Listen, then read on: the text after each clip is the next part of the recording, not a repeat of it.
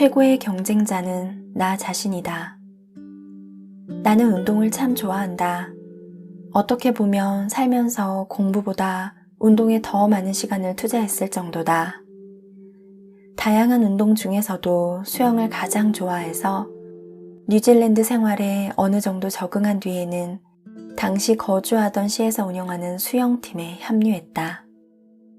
중학생 시절부터는 학교 운동부로 활동했다. 잠깐 언급했지만 나의 아침형 라이프 스타일도 수영으로 인해 시작됐다. 초등학생 때부터 활동했던 수영팀이 시합 시즌에는 꼭 새벽에 훈련을 했기 때문이다. 새벽 훈련이 없는 날에도 아침 6시 30분부터 학교 수영장에서 수구와 넷볼 훈련이 있었기에 나의 하루는 항상 오전 5시쯤 시작될 수밖에 없었다. 당시 나와 경쟁했던 아이들은 굉장히 키가 컸다. 어떻게 그렇게 빨리 성장하는지 몇 개월 간격으로 시합에서 만날 때마다 키가 더 자라 있었다. 힘도 굉장히 세서 그 아이들이 물속에서 팔을 한 번 돌릴 때 나는 2번 돌려야 비슷한 속도를 낼 수 있었다. 이렇다 보니 아무리 열심히 해도 항상 예선에서 탈락했다. 이런 인종 간 신체적 차이는 당연한 일일 수도 있지만 당시 나는 시합을 마치고 항상 세상 끝난 듯 통곡을 했다. 이민을 오면서 언어 때문에 이미 또래보다 뒤처진다고 생각했는데 게다가 신체적으로도 밀린다는 사실이 너무나 괴로웠기 때문이다. 팀 코치조차 나에게 큰 기대가 없어서 팀 경기에서 나는 언제나 제외당했다. 오기가 생겼다. 아무도 나에게 기대하지 않는다. 그들에게 나는 그저 영어도 못하고 체력도 모자른 외국인일 뿐이다. 같은 생각이 나를 더 자극하면서 승부욕이 강해졌다. 그래서 이를 악물고 훈련에 쏟아부었다. 등교 전 2시간, 학교 후 저녁을 먹기 전 2시간을 연습에 집중했다. 주말에는 고강도의 웨이트 트레이닝으로 근력을 키웠다. 숨을 쉬려고 고개를 들었다 다시 물에 들어오는 시간까지 단축하기 위해 숨 쉬는 것도 참았다. 그렇게 연습을 하다 갑자기 어지러워져 수영장 밖에 구토를 한 적도 많았다. 울기도 엄청 울었다. 그래도 멈추지 않았다. 다른 선수들이 좋은 신체 조건으로 속도를 내는 걸 만회하기 위해서 내가 할 수 있는 일은 연습과 노력밖에 없었다. 수영대회가 또 시작됐다. 작년에 만났던 상대 선수들은 키가 더 자라 있었다. 여전히 나는 그들보다 한참 왜소했다. 200m 자유형 시합에서 총소리가 울리고 있는 힘껏 점프에 차가운 물속으로 들어갔던 그 순간이 아직도 생생하다. 이번에는 정말 잘해보고 싶다는 생각이 들었다. 수영을 할 때는 앞으로 나가느라 정신이 없을 것 같지만 사실 옆에 선수가 어떻게 수영하는지 다 보인다. 발은 얼마나 세게 차고 얼만큼 앞으로 갔는지 어느 정도 지쳤는지 다 파악할 수 있다. 이번에도 다른 선수들이 수영하는 걸 보니 작년과 달라진 점은 아무것도 없는 것 같았다.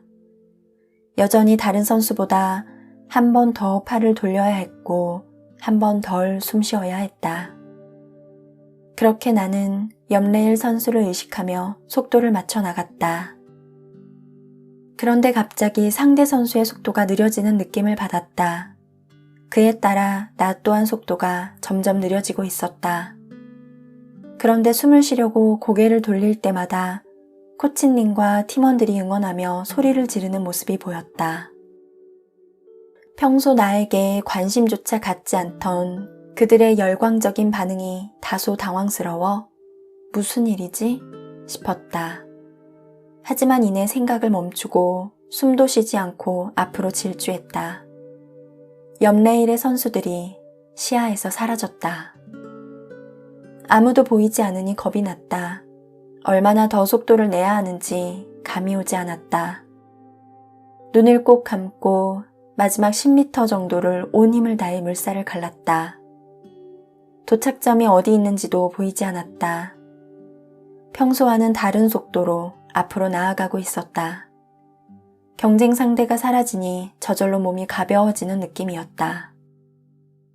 탁 하는 소리와 함께 팔로 너치 패드를 치고 나서야 눈을 뜨고 물 밖으로 얼굴을 내밀었다. 경기 전광판에 내 이름이 뜨는 동시에 환호가 들렸다. 1등이었다. 1등으로 본선에 진출한 것이다. 예선과 똑같은 방법으로 본선에서도 1등을 차지했다. 그렇게 스스로의 한계를 깬 뒤로 나는 모든 본선에 진출한 것은 물론 뉴질랜드 전국 청소년 수영 선수권 대회에서 항상 1, 2등을 다투는 선수가 됐다. 숨이 넘어갈 것 같은 순간에도 멈추지 않고 나의 한계점을 높이는 방법을 습득하자 내가 세운 기록을 깨고 또 깰 수 있었다. 잔혹하고 힘든 훈련의 보상이었다. 그때부터 나는 더 이상 그 누구와도 나 자신을 비교하지 않았다. 그 전까지는 항상 옆 선수를 따라가는 데 집중하다 보니 옆 선수가 힘이 빠져 속도가 느려지면 나도 같이 느려졌고 내 한계를 넘어본 적이 없으니 스스로 얼마나 힘차게 나갈 수 있는지 알지 못했다. 그 누구도 심지어 나조차도 몰랐지만 나는 누구보다도 훨씬 강하고 빠르다는 사실을 새롭게 깨달았다. 그리고 지금 걸어가는 길이 힘들고 어려울수록 더 큰 보상이 주어질 거라는 희망을 가지게 됐다. 옆 사람 보지 말고 내가 나아가는 방향만 보고 질주하자. 내가 힘들 때 스스로를 다른 사람과 무심결에 비교할 때마다 외우는 주문이다. 최고의 경쟁자는 바로 나 자신이다. 다른 사람이 아닌 내가 가는 길만 보고 가자. 마음의 공간을 만드는 방법. 회사에서 잔고라는 단어로 이행시 짓기 이벤트가 열린 적이 있다. 내가 1등이 됐는데 내용은 이랬다. 잔잔한 일에 고생하지 마라. 그냥 넘어갈 수 있는 일도 꼼꼼하게 검토하다 보니 내 일도 아닌 일을 일일이 다 확인하고 수정하고 변경하다 보니 야근을 한 적이 있지 않은가? 꼭 회사 일이 아니더라도 정말 별일 아닌데 그냥 넘어가지 못하고 필요 이상으로 많은 시간을 투자한 경험이 한 번쯤 있지 않은가? 이렇게 우리는 잔잔한 일에 너무 많은 에너지와 시간을 낭비하곤 한다. 실제로 시간이나 에너지가 부족해서가 아니라 마음의 여유 공간이 없어서 늘 바쁜 것이다. 이럴 땐 마인드 미니멀리즘이 필요하다. 미니멀리즘은 불필요한 물건을 버리는 주의로 흔히 알려져 있다. 공간을 정리하는 것처럼 마음에도 미니멀리즘을 적용할 수 있다. 시간을 낭비하게 만드는 관계는 물론 마음의 상처, 머릿속의 일, 어깨에 맨 짐까지 내려놓고 버리고 정리해 마음의 여유를 찾으면 큰 도움이 된다. 핸드폰에 불필요한 애플리케이션을 삭제해보자. SNS와 각종 메신저도 하나씩 정리해보자. 이렇게 평상시에 시간을 자주 허비하는 애플리케이션만 삭제해도 복잡한 마음이 조금씩 정돈이 된다. 나 역시 스스로에게 집중하기 위해 SNS 애플리케이션은 물론 카카오톡도 과감하게 삭제한 적이 있다. 처음에는 그룹 채팅은 어떻게 하나, 나에게 급하게 연락해야 하는 사람이 생기거나 중요한 소식을 놓치면 어떡하나 걱정이 많았다. 아마 미니멀리즘을 시도할 때 모두들 한 번쯤 거치는 고민일 것이다. 책장을 치우면 책을 어디다 꽂지? 이 물건이 나중에 필요할지도 모르는데 어떻게 하지? 하지만 쓸데없는 걱정이었다. 처음에는 내가 놓치는 게 있을까봐 핸드폰을 계속 확인했지만 아무리 들여다봐도 알림이 뜨지 않는다는 사실에 익숙해지자 더 이상 아무것도 궁금하지 않았다. 내가 꼭 알아야 하는 일이 있으면 상대방이 어떻게든 연락을 취한다는 사실을 깨달았기 때문이다. 이렇게 하나씩 내려놓기에 익숙해지면서 나의 하루는 달라졌다. 불필요한 대화와 나를 흔들던 유혹들을 다 정리하니 삶이 여유로워졌다. 그리고 마음에 빈 공간이 생기자 당분간 해결되지 않을 걱정거리들도 전부 꺼내 정리할 수 있었다.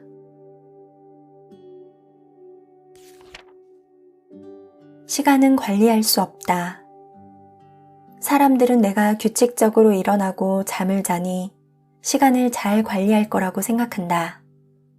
하지만 그렇지 않다. 사실 나는 시간 관리의 의미조차 정확히 모른다. 시간별로 무엇을 해야 한다고 생각하면 머리가 아플 지경이다. 지금 하고 있는 일이 언제 어떻게 끝날지 정확히 알지도 못하는데 어떻게 일일이 소요 시간을 예측하며 계획을 세울 수 있는지 이해가 가지 않는다. 한때는 나도 시간마다 할 일을 나눠서 그 안에 무조건 끝내는 방식을 시도해 보기도 했다. 하지만 오래 가지 못했다. 30분만 더 있으면 하고 생각해도 나의 의지와 상관없이 시간은 그냥 흘러가 버리기 때문이다. 그래서 이제는 시간 관리를 하지 않는다. 대신 나 자신을 관리한다. 이를 위해 매일 조금씩 천천히 하나씩 성장하는 데 집중했다. 그리고 그렇게 목표를 달성할 때마다 의미 있는 보상이 주어졌다. 어떤 일이든 꾸준하게 계속하는 습관은 물론 또 다른 목표를 설정할 원동력이 생긴 것이다. 내가 시간을 체계적으로 관리하기 위해 아침 4시 30분 기상을 선택한 것은 아니다. 하지만 일찍 일어나 하루를 시작하다 보니 자연스럽게 평범하고 반복적인 일상에서도 머릿속으로만 꿈꿔온 일을 시도할 에너지와 여유가 생겼다. 또한 의도치 않게 야근을 하거나 저녁 약속이 잡혀도 새벽에 미리 계획했던 일과들을 끝냈기에 포기해야 할 것이 없었고 언제든지 나만의 루틴으로 돌아갈 수 있었다. 간혹 자기 개발을 꾸준히 하는 사람들에게 저것도 사정이 넉넉해야 가능한 일이지 라고 말하는 경우가 있다. 하지만 꼭 시간이나 경제적으로 여유가 있어야만 자신을 관리할 수 있는 것은 아니다. 새벽처럼 평소 중요하지 않다고 여겼던 자투리 시간에 나를 위한 작은 일들을 조금씩 해나가다 보면 일상을 바꾸는 소소한 재미를 깨달을 수 있다. 그리고 이런 틈새 시간이 또 없는지 찾느라 어떻게 하면 하루를 더 효율적으로 사용할 수 있을지 나도 모르게 고민하게 된다. 그러니 딱히 하는 일도 없는데 늘 시간이 부족하고 하루가 허무하게 흘러간다고 느낀다면 이번 기회에 나 자신부터 관리해보는 건 어떨까?